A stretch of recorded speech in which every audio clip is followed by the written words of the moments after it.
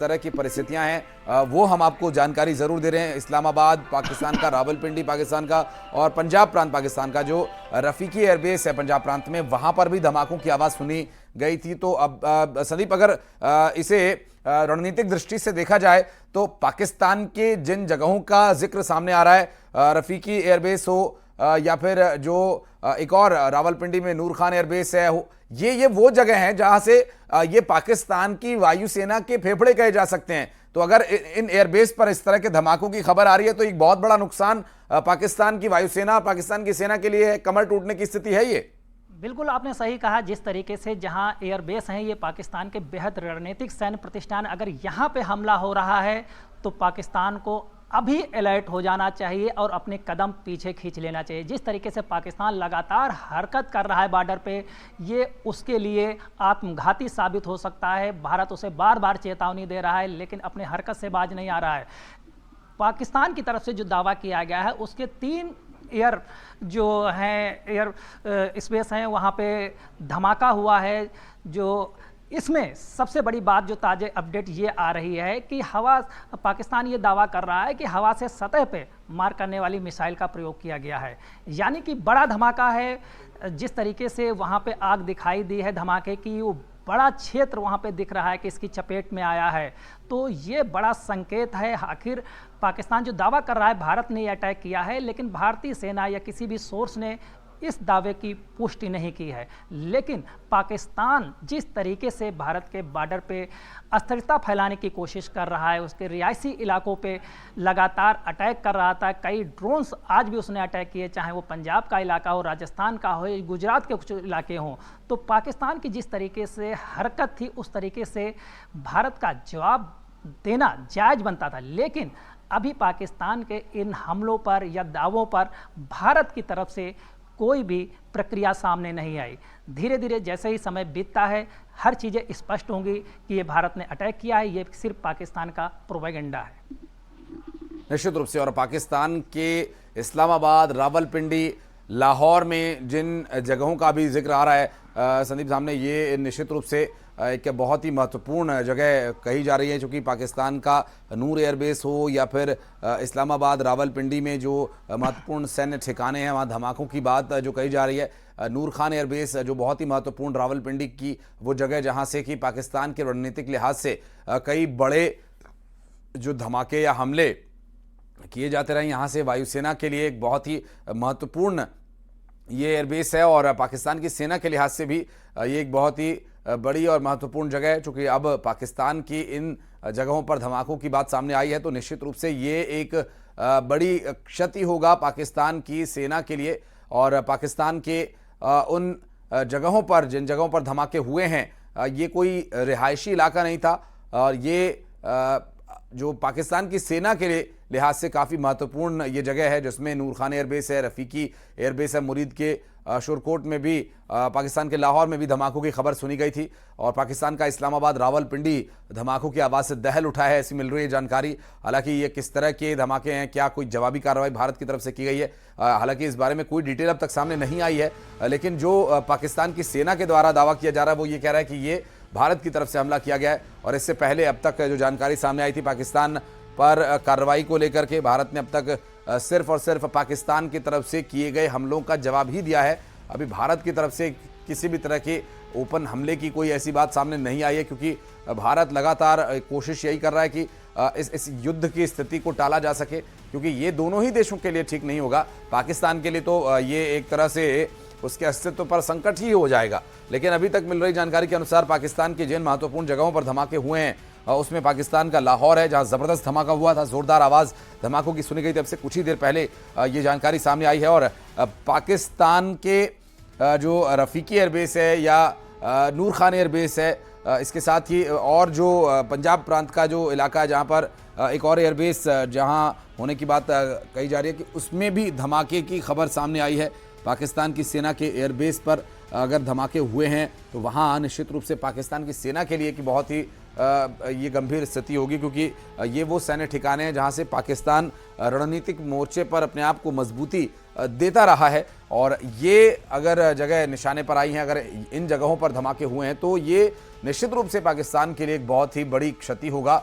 और ये जो रात है इसकी अब अगली जो सुबह होने वाली है, इस सुबह के पहली रोशनी जो सूरज की पहली किरण होगी उसके साथ कुछ और बातें एक्सपोज होंगी संदीप। लेकिन जिन बातों का इंतजार है, जिस तरह की ये अभी खबर सामने आई है, सुबह की पहली किरण के साथ और स्थिति स्पष्ट होगी इस बारे में कि क्या नुकसान पाकिस्तान को हुआ है। समय आगे बढ़ेगा, चीज़ें बाहर निकल के आएंगी। अभी जो इनपुट्स आए हैं, जो पाकिस्तान के 3 अहम एयरबेस हैं उनमें धमाकों की आवाज़ आई है और धमाकों की आवाज़ जो है काफ़ी तीव्र और तेज़ सुनाई दी है। यानी कि पूरा पाकिस्तान सहमा हुआ है। यदि उसके एयरबेस सुरक्षित नहीं हैं तो फिर पाकिस्तान के क्या हालात होने वाले हैं इसका अंदाज़ा लगाया जा सकता है। लेकिन पाकिस्तान जो कि अभी सुधरने का नाम नहीं ले रहा है और अपने देश को दांव पे लगा रहा है। ये एक तरीके से पाकिस्तान अपने देश को दांव पे लगा रहा है। हालांकि पाकिस्तान की जो सेना है वो दावा कर रही है कि भारत ने ये हमला किया है और इस हमले में हवा से सतह पे मार करने वाली मिसाइल का प्रयोग किया गया है। लेकिन भारत की तरफ से ऐसा अभी कोई भी इस हमले को लेकर पुष्टि नहीं की गई है। लेकिन एक तरफ ये भी ध्यान देने की ज़रूरत है कि जिस तरीके से पाकिस्तान ने भारत के बॉर्डर पे लगातार हमले किए और साथ ही बीएसएफ के हेड क्वार्टर को उसने निशाना बनाने का प्रयास किया है, और उधर दूसरी तरफ पाकिस्तान में ये एयरबेस पे हमला करना बड़ी जवाबी कार्रवाई को भी माना जा सकता है। क्योंकि पाकिस्तान लगातार संघर्ष को युद्ध में तब्दील करने की कोशिश कर रहा है और भारत बहुत ही संयमित तरीके से काम ले रहा है। वो सिर्फ अपने डिफेंस के लिए सभी ड्रोनों को उसने मार गिराया है और हमले को नाकाम किया है। क्योंकि 2 दिन 48 घंटे से लगातार पाकिस्तान भारत पे अटैक करने की कोशिश कर रहा है, चाहे उसके सैन्य प्रतिष्ठान हो या धर्म स्थल हो या फिर रिहायशी इलाके हों। पाकिस्तान बार बार ये ऐसी हरकत कर रहा है जिसकी वजह से लगातार दोनों देशों के बीच तनाव बना हुआ है। इसको लेकर तमाम देशों ने आपत्ति भी जताई पाकिस्तान पे कि तनाव को कम किया जाए, लेकिन पाकिस्तान की तरफ से एक भी कदम ऐसा नहीं उठ रहा है जिससे कि तनाव को कम किया जा सके। ये हाल तब है जब पाकिस्तान अपनी आंतरिक व्यवस्था में उलझा हुआ है। 2 मोर्चे पर उसे अंदर युद्ध करना पड़ रहा है, क्योंकि एक तरफ तहरीक तालिबान है, दूसरी तरफ बलूचिस्तान लिबरेशन आर्मी है और तीसरी तरफ वो बेवजह भारत के साथ झगड़ा मोल ले रहा है। तो पाकिस्तान कुछ ही दिनों में आपको पता चलेगा कि उसके लिए ये कितना मुश्किल वक्त आने वाला है अगर वो अपने कदम पीछे नहीं खींचता है, अपनी स्थितियां नहीं सुधारता है, अपनी रणनीति में फेरबदल नहीं करता। जो आतंक को लेकर उसकी रणनीति है, आतंक का आका बना हुआ है, उसको लेकर बदलाव नहीं करता है तो उसे भारी खामियाजा भुगतना पड़ेगा।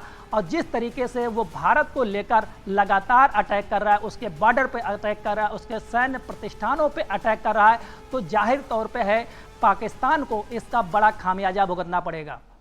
और ये उन्हीं खामियाजों की ही तरह है संदीप, जिसका आप जिक्र कर रहे हैं। ये उन्हीं खामियाजों में से एक है। एक परिणाम ये कह सकते हैं कि पाकिस्तान के नूर खान एयरबेस रावलपिंडी में ज़ोरदार धमाकों की आवाज़ सुनी गई, और ऐसे पहले जो रफ़ीकी एयरबेस है वहाँ पर भी बताया जा रहा है कि ज़ोरदार धमाका हुआ।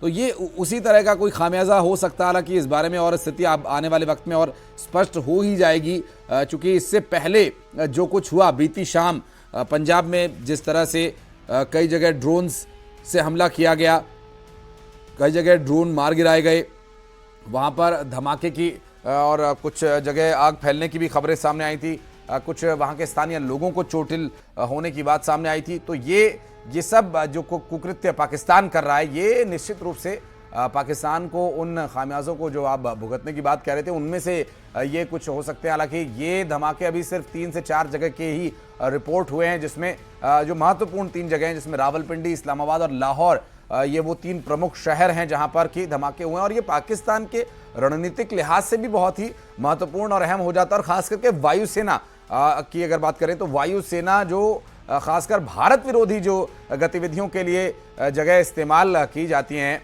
संदीप हमने वो भी जिसका जिक्र अभी किया कि जो ड्रोन्स उड़ाए गए थे वो इन्हीं जगहों से, क्योंकि सबसे नज़दीक जो भारत की जिन जगहों पर हमले की कोशिश की गई थी वहाँ से सबसे नज़दीक ऐसे सैन्य ठिकाने हैं पाकिस्तान के, और वायुसेना के विशेषकर ड्रोन्स की लॉन्चिंग के लिए भी ये बहुत ही सामरिक दृष्टि से महत्वपूर्ण जगह है। और इन्हीं जगहों पर धमाकों की आवाज़ सुनी गई है, तो ये उन्हीं अंजाम में से एक हो सकता है जिसका भी आप जिक्र कर रहे थे संदीप।